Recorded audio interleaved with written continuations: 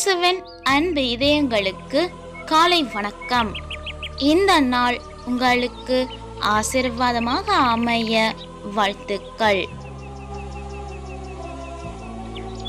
இப்புதிய நாளுக்கான ஆசீர்வாத இறைவசனம் 1 குறிப்பேடு அதிகாரம் 17 இறை வார்த்தை 27.